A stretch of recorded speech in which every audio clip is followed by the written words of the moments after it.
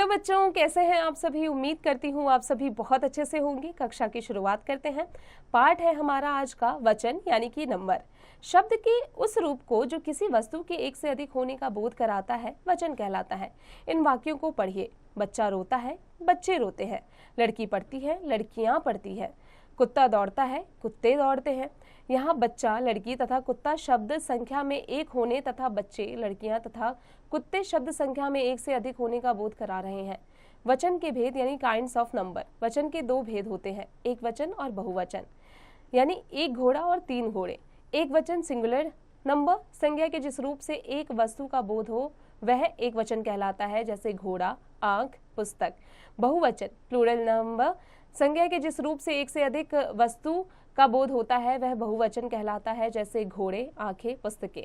वचन परिवर्तन के नियम। कुछ शब्द दोनों वचनों में समान रहते हैं। एक वचन दिए गए हैं, उसके बहुवचन।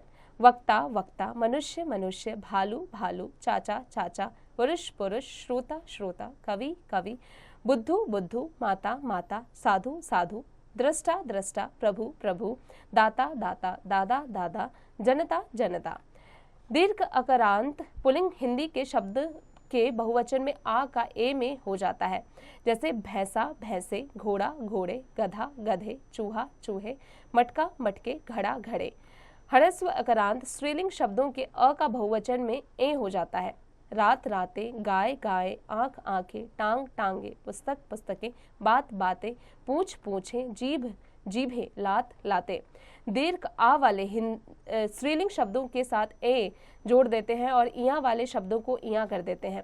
चिड़िया, चिड़िया, बंदरिया, बंदरियां, बालिका, बालिकाएं, अध्यापिका, अध्यापिकाएं, बुढ़िया, बुढ़ियां, बच्चिया, बच्चियां, सरिता, सरिताएं, छात्रा, छात्राएं, बिटिया, बिटियां, चूहिया, चूहियां, महिला, महिलाएं, जिह्वा, जिह्वाएं।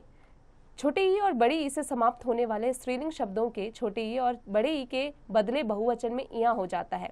नदी, नदियां, बुद्धि, बुद्धियां, कुमारी, कुमारियां, मति, मतियां, बेटी, बेटियां, शक्ति, शक्तियां।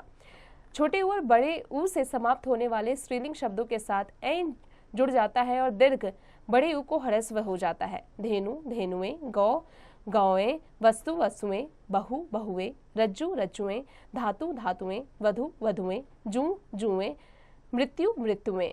बच्चों, अब आते हैं मुख्य बातें पर। एक और अधिक का बोध कराने वाले शब्द वचन कहे जाते हैं। हिंदी में वचन दो वचन होते हैं, एक वचन और बहुवचन। बच्चों, अब आ जाते हैं इसके अभ्यास पर। बच्चों, अब आप इसका अभ्यास कार्य स्वयं कीजिएगा।